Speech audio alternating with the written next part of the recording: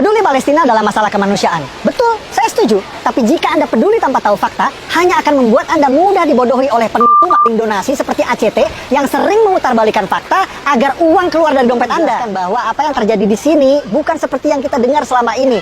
Yang katanya Yahudi menindas umat Islam Palestina lah. Gimana bisa menindas umat Islam sedangkan di militer Israel IDF aja ada 4.000 tentara Arab Muslim. Ini tentara Israel namanya Muhammad, difoto sehabis ngaji Al-Quran. Ini juga tentara Israel namanya Yahya Muhammad. Dia seorang Muslim dan bangga menjadi tentara Israel. Dan ini namanya Muhammad Kabiyah yang berhasil saya wawancara. Simak petikan wawancaranya. Kenapa urusan Israel Palestina ini gak kelar-kelar, gak damai-damai? Saya di sini mau cross check langsung di TKP dengan harapan yang nonton video ini bisa memahami apa yang sebenarnya terjadi di sini. Yuk kita simak fakta-faktanya. Jas merah, jangan sekali-kali melupakan sejarah, kata pendiri bangsa kita Bung Karno. Agar bisa memahami urusan Israel Palestina ini, kita perlu tahu sejarahnya dulu. Karena tanpa tahu sejarah akan sulit bagi kita untuk mengerti kenapa kedua belah pihak ngotot merasa berhak atas Palestina. Jadi ikuti urusan sejarahnya dulu ya. Do you think Arabs are natives of Palestine? They're from the region, but not originally. Kekeliruan orang pada umumnya adalah mengira bangsa asli Palestina itu adalah Arab Muslim. Padahal faktanya bukan. Palestina berasal dari kata Filistin, dan berdasarkan keterangan yang saya dapat di Museum Filistin di sini, bangsa Palestina berasal dari Pulau Kreta di Kepulauan Yunani. Mereka berlayar dari Pulau Kreta Yunani dan menetap di tanah yang kita kenal sekarang dengan nama Palestina. Jadi bangsa Palestina aslinya bukan Arab Muslim, tapi orang Yunani kuno. Waktu bangsa Filistin kesini dari Yunani, daerah ini dulu belum bernama Palestina. Daerah ini dulu masih bernama Kanaan atau Tanah Kanaan. Apakah waktu itu sudah ada bangsa Arab dan Yahudi di sini? Jawabannya belum. Bani Israel atau bangsa Yahudi baru datang ke tanah Palestina setelah Nabi Musa meminta kepada Fir'aun Raja Mesir untuk membebaskan mereka dari perbudakan. Setelah terbebas dari Fir'aun, Nabi Musa membawa Bani Israel atau bangsa Yahudi ke tanah yang dijanjikan. Itulah tanah yang kita kenal sekarang dengan nama Palestina. Bahkan kitab suci kita umat Islam merekam kejadian ini di dalam surah Al-Maidah ayat 21 yang berbunyi, "Wahai kaumku, Nabi Musa menyeru kepada Bani Israel Yahudi, masuklah ke tanah suci Palestina yang telah ditentukan Allah bagimu, dan jangan kau berbalik ke belakang, nanti kau akan menjadi orang yang merugi." Setelah terbebas dari Firaun, Bani Israel Yahudi hidup di tanah Palestina ini turun-temurun selama ribuan tahun, mendirikan kerajaan Israel yang raja-rajanya tidak asing bagi kita. Salah satunya Raja David, atau yang kita umat Islam kenal dengan nama Nabi Daud. Siapa yang tidak tahu cerita Nabi Daud? Ia mengalahkan raksasa bangsa Filistin bernama Goliat hanya dengan sebuah batu. Lalu ada Raja Solomon, anak kandung dari Nabi Daud, atau yang kita umat Islam kenal dengan nama Nabi Sulaiman. Nabi Sulaiman adalah raja Yahudi yang membangun kuil suci untuk tempat ibadah agama Yahudi yang dikenal dengan nama Kuil Solomon. Kuil Nabi Sulaiman bertahan 400 tahun sampai ia dihancurkan oleh pasukan Babylon yang dipimpin oleh Raja Nebukadnezar. Kuil tersebut baru dipugar lagi oleh raja Yahudi bernama Herod yang nantinya akan dihancurkan lagi oleh pasukan Romawi. Yang di belakang saya itu adalah tembok ratapan, tempat paling suci bagi agama Yahudi seperti Ka'bah buat umat Islam. Tembok ratapan ini dulunya adalah bagian dinding dari kuil suci agama Yahudi yang dibangun oleh Nabi Sulaiman. Kuil bertahan 600 tahun sampai ia dihancurkan oleh bangsa Romawi pada tahun 70 Masehi. Lalu karena benci pada bangsa Yahudi, Kaisar Romawi Hadrian merubah nama Israel menjadi Palestina. Nama yang bertahan sampai hari ini. Jadi Kaisar Romawi Hadrianlah yang memberi nama Palestina pada daerah ini. Aslinya daerah ini bernama Tanah Kanaan, lalu Bani Israel Yahudi datang, namanya berubah menjadi Israel, kemudian oleh Kaisar Romawi Hadrian, nama Israel diganti menjadi Palestina. Jadi faktanya bangsa Yahudi memang sudah ada di tanah Palestina ribuan tahun sebelum Arab dan Islam masuk ke tanah Palestina. Inilah yang dijadikan landasan prinsip bangsa Yahudi sekarang ngotot mempertahankan negara Israel ini. Lalu kapan Arab dan Islam masuk ke tanah Palestina? Arab dan Islam masuk ke Palestina saat Khalifah Umar menaklukkan Yerusalem Al-Quds pada tahun 638 Masehi. Tempat ini bernama Umar bin Khattab Square atau alun-alun Umar bin Khattab. Dinamakan untuk mengenang sang Khalifah Umar yang menaklukkan Yerusalem Al-Quds pada tahun 638 Masehi. Waktu Khalifah Umar ke sini, Masjid Aqsa Qibli ini belum ada. Dome of the Rock atau Haram Al-Sharif, tempat Nabi Muhammad Isra Mi'raj juga waktu itu belum ada. Waktu Khalifah Umar ke sini, yang ada di sini adalah sisa-sisa reruntuhan kuil agama Yahudi yang dibangun oleh Nabi Sulaiman dan dihancurkan oleh Romawi. Di atas reruntuhan kuil Nabi Sulaiman inilah Khalifah Umar membangun masjid sederhana beratapkan kayu yang nantinya dipugar oleh Raja Dinasti Umayyah Sultan Abdul Malik bin Marwan menjadi yang kita kenal sekarang dengan Masjid Aqsa.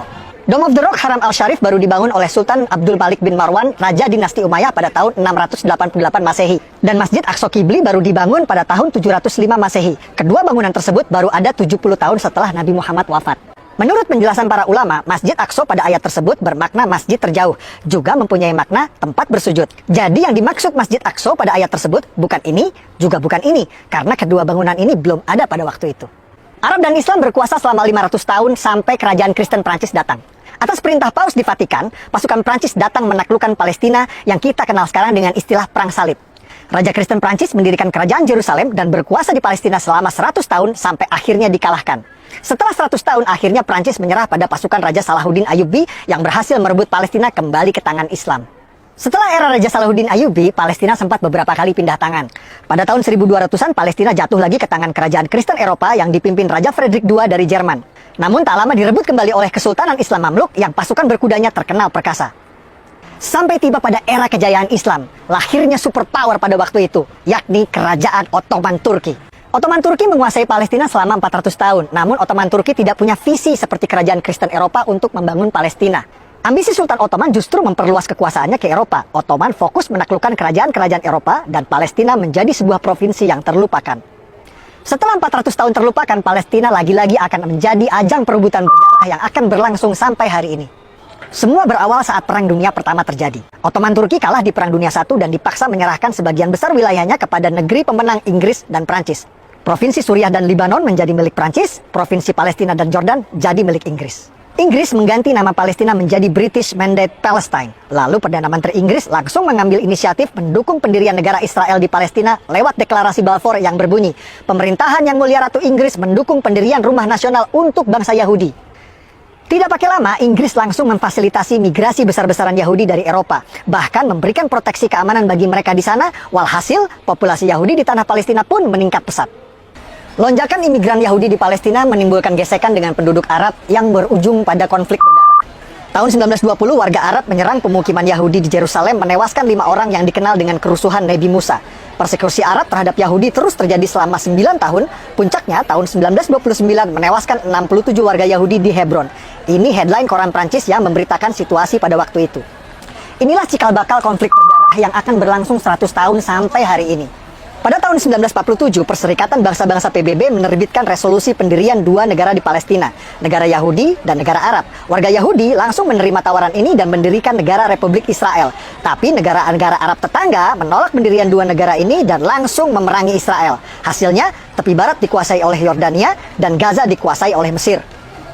Jadi yang menggagalkan berdirinya negara Palestina itu bukan Israel, tapi Yordania yang menjajah tepi barat dan Mesir yang menjajah Gaza. Bahkan selama bertahun-tahun, Yordania dan Mesir menolak mengakui kedaulatan Palestina di tepi barat dan Gaza dan menganggap 2 daerah tersebut menjadi bagian dari negara mereka.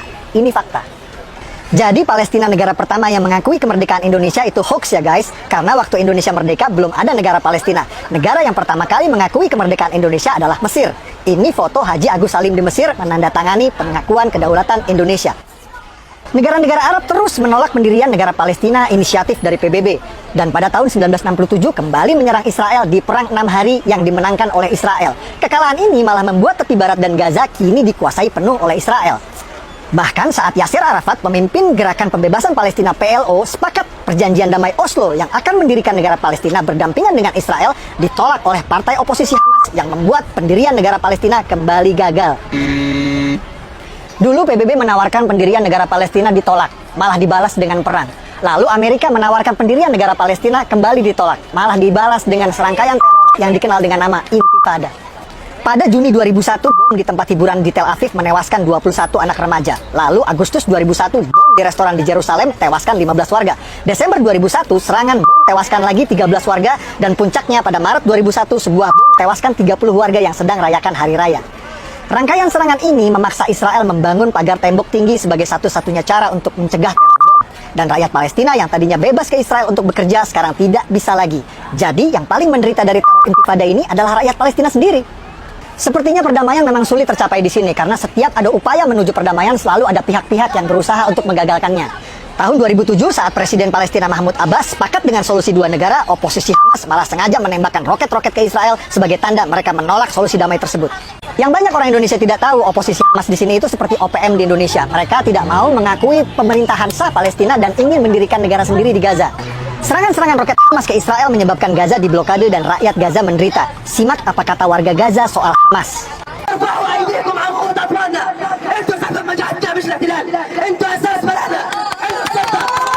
اجت بعد الانقلاب اللي صار في قطاع غزه سيئت الاوضاع على العمال، لا كابونه ولا مساعدات ولا رواتب، احنا بنطالب براتب شهر. خلقنا اليهود ودينا عيب يا اخي عيب عيب. Yang bikin sulit damai di sini bukan Palestina radikal saja, tapi juga Yahudi